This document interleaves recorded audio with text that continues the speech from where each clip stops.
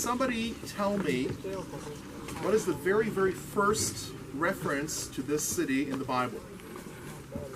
Do you have any recollection of Dan in the Bible, the earliest?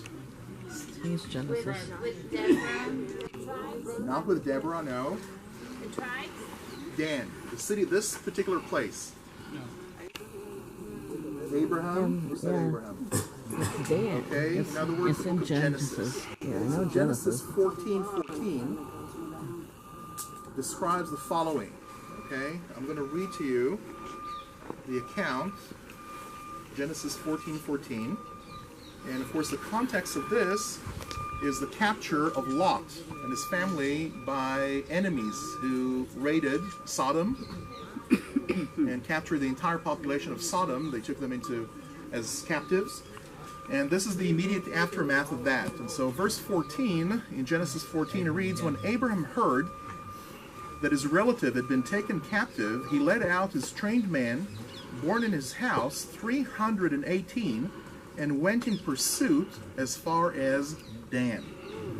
Okay, by the way, by that time, Abraham was not far from Beersheba, what we call today Beersheba. Okay, so that was a very long pursuit. We're talking about something like maybe over 100 miles for sure. Okay, so that was a very, very long pursuit. But this is not really why Dan is so well remembered today. It's more to do with how the ancient tribe of Dan came to possess this land and how they settled in this northern part of Israel. And for that, we're going to return to the book of Judges, and I'll read the account out of Judges chapter 18. Okay, Judges 18. So just to put things in perspective, okay, as far as the chronology goes, Joshua and the Israelites, right, enter the promised land after 40 years in the desert. And you remember that God instructs them to capture the land. Each tribe, except for the tribe of Levi, was allotted a territory which they were to take, okay, by force if need be. And the Danites were no exception. They were allotted a territory which is today not far from Tel Aviv. Okay, let's put it this way. The main problem, the main challenge for the Danites, however, throughout the time of the Judges, was the Philistines. Okay, a group of people known as the Philistines who came to possess parts of their territory prior to the arrival of the Israelites into that part of the country. By the way, one of the most famous of the Danites was Samson, okay, the judge. And his personal failure in his personal conduct and personal life also meant the failure of the Danites to capture lands that had been taken by the Philistines. Long story short, the Danites are fed up with this. They decide to take matters into their own hands. And this is the context of Judges chapter 18. So I'll read that, verse 27 and following. "Then they took what Micah had made and the priests who had belonged to him, and came to Laish, to a people quiet and secure, and struck them with the edge of the sword. And they burned the city with fire.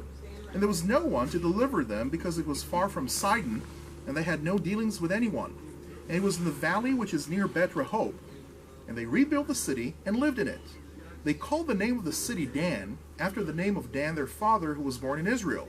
However, the name of the city formerly was Laish. The sons of Dan set up for themselves the graven image. And Jonathan, the son of Gershom, the son of Manasseh, he and his sons were priests to the tribe of the Danites until the day of the captivity of the land. So they set up for themselves Micah's graven image, which he made, all the time that the house of God was at Shiloh." What we recognize here is the beginning of a pattern of disobedience, rebellion, okay, deviation from the plan of God for their people, okay? And what starts off as basically a quest for quiet land ends up with what I would call comfort religion, okay? You basically are starting to do your own thing, your own way, regardless of God's commandments. And you remember that already at that time, the time of the Judges, instead of going to the tabernacle, which was situated in Shiloh, okay, that was well before the building of the first temple in Jerusalem, they came to Dan to worship here to a graven image. Okay? Now this intensifies. It actually grows worse and worse in time. And what I'm going to read now is one of the most famous accounts about Dan, which takes place several centuries later. By that time, the kingdom of Israel is split in two, into the north and the south. And just shortly after the rebellion of Jeroboam I, breaking away from the house of David in the south, this is what he decides to do. So 1 Kings chapter 12, I'll read verse 26 and following. Jeroboam said in his heart, this is now the new king who basically rules over the 10 tribes of the north. He thought in his heart, now the kingdom will return to the house of David if this people go up to offer sacrifices in the house of the Lord at Jerusalem. Then the heart of this people will return to their Lord, even to Rehoboam king of Judah, and they will kill me and return to Rehoboam king of Judah. So the king consulted and made 2 golden calves and said to them, it is too much for you to go up to Jerusalem. Behold your gods, O Israel, that brought you up from the land of Egypt. He set one in Bethel, which is north of Jerusalem, and the other he put in Dan, right here. Okay? Now this thing became a sin, for the people went to worship before the one as far as Dan. And he made houses in high places, and made priests from among all the people who were not the sons of Levi. Jeroboam instituted the feast in the 8th month, on the 15th day of the month, like the feast which is in Judah, and he went up to the altar, thus he did in Bethel, sacrificing to the calves which he had made. And he stationed in Bethel the priests of the high places which he had made. Then he went up to the altar which he had made in Bethel on the 15th day in the 8th month, even in the month which he had devised in his own heart, and he instituted a feast for the sons of Israel, and went up to the altar to burn incense. What is the expression that repeats itself time and time again? Which he had made. He had made. There's God's way, there's man's way.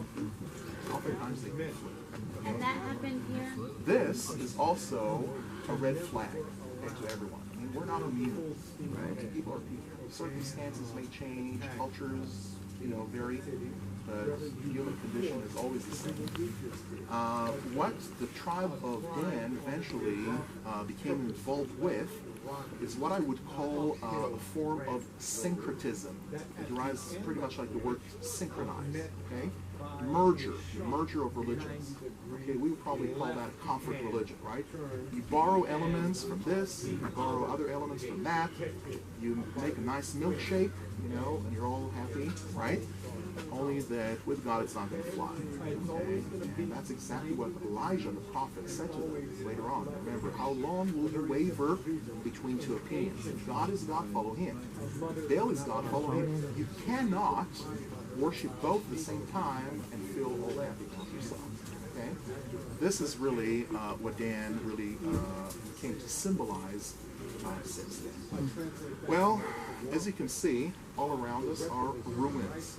In fact, you probably didn't know that, but the literal meaning of the name Dan derives from the Hebrew word for judgment.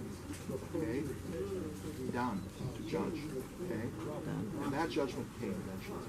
Okay? I mean, God is very patient. At the end of the day, you'll say something like, well, have it your way, right? Suffer the consequences. And they suffered them. When the enemies came from the north in the 8th century BC, they basically destroyed the city and sent its people into exile.